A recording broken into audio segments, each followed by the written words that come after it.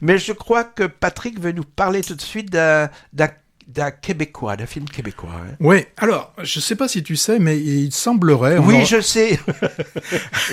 On a compté à peu près plus de 5000 films ou séries qui sont un peu sous l'étiquette serial killer. Il y a une sorte de fascination morbide, hein, et donc le paroxysme est atteint dans les séries qu'on appelle les séries true crime, donc les véritables le crime. Hein. Donc toutes les semaines, hein, sur les Netflix, on trouve ce genre de choses. Il y a une sorte d'attirance magnétique, hein, qu'ont les êtres humains pour... je dirais plus particulièrement les femmes pour ces tueurs. Hein, c'est les statistiques qui le disent. Alors... Pourquoi tu nous dis ça ? Je vous dis ça parce que je vais vous parler d'un film, mais j'aime bien faire une petite introduction. Ouais. Toi, t'en fais pas, mais moi, j'aime bien en faire. Simplement pour dire que, par exemple, Charles Manson recevait environ 20 000 lettres par année. Alors, Charles Manson, hein, c'est celui qui avait tué la femme de Roman Polanski. Hein. Donc, alors, ce qui se passe aussi, lorsqu'on a des procès, hein, pour des serial killers, eh bien, c'est sûr, c'est inévitable, il y a des sortes de groupies, hein, qui s'ameutent, qui arrivent dans les salles d'audience, et majoritairement, ce sont elles. Et donc là, on a un film où on a le réalisateur qui a choisi de suivre deux de ces femmes, qui, pourtant, dès le début du film, on sent, on pense vraiment que tout est indiqué pour que le suspect soit vraiment l'assassin. Eh bien, il y en a une d'entre elles qui s'appelle Clémentine. Elle a fait des kilomètres en stop, hein, pour assister au débat. Et elle, simplement parce qu'elle avait croisé, alors en regardant la télévision, le regard de l'accusé, son intime conviction a été faite, il est innocent et victime d'un complot, en fait, d'un immense complot. Et on a l'autre jeune fille, c'est Kellyanne. Alors, celle-ci, hein, nous la présente dès le début beaucoup plus énigmatique. Ses motivations, on pense quand même, il y a plusieurs raisons à sa fascination. Hein.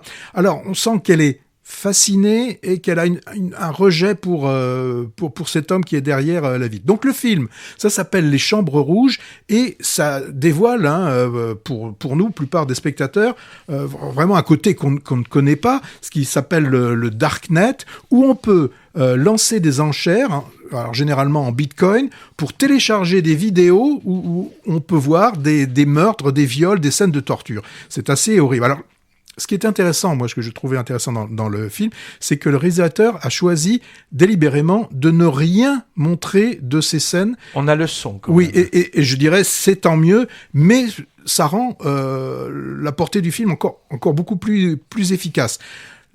La force de ce film, c'est le langage cinématographique qui est utilisé. On a une qualité de mouvement de caméra, de choix de plans, des cadrages qui sont à des très gros plans, soit il utilise des focales longues et aussi une utilisation de la couleur qui est assez remarquable. Il y a par exemple au début du film un long plan séquence où on voit la caméra elle se déplace dans la salle du tribunal, elle se faufile entre les personnages.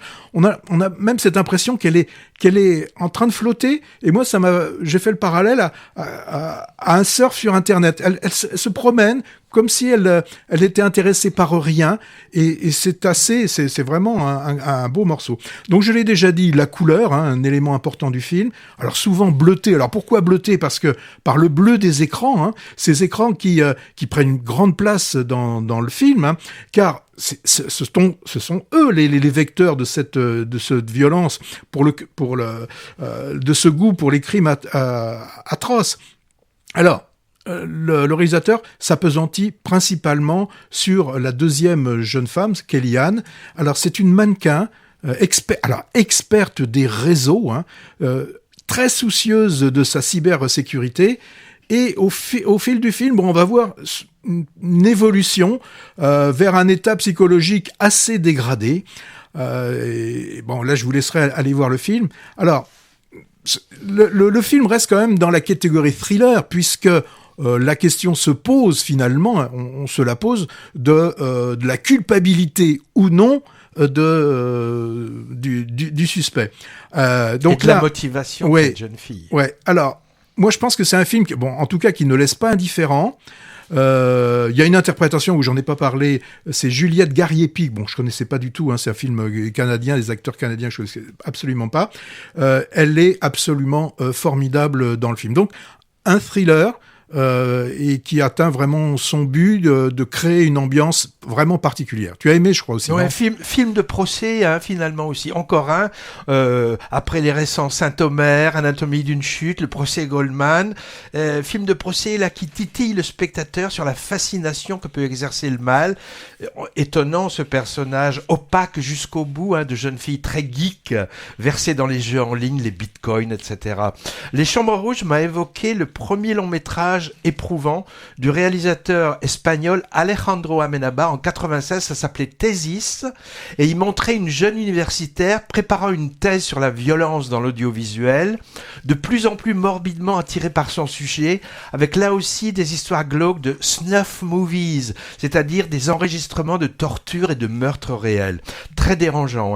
Les Chambres Rouges est un cran au-dessous, question malaise, parce que comme tu l'as vu, rien de graphique, rien n'est montré. Et il est formellement rempli de trouvailles. Moi, j'ai quand même trouvé que certains passages sont scénaristiquement tirés par les cheveux.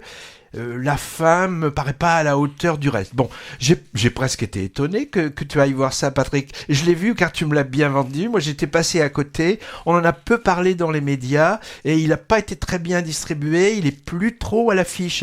Peut-être, les exploitants se sont peut-être méfiés de cet objet difficile à vendre au public. Faut bien chercher pour le voir. Vraiment intéressant en tout cas, avec de vrais morceaux de cinéma dedans. On peut peut-être le déconseiller aux âmes sensibles quand même, non ? Ça reste supportable, puisque j'ai... On imagine quand même. Puisque j'ai supporté. Ouais,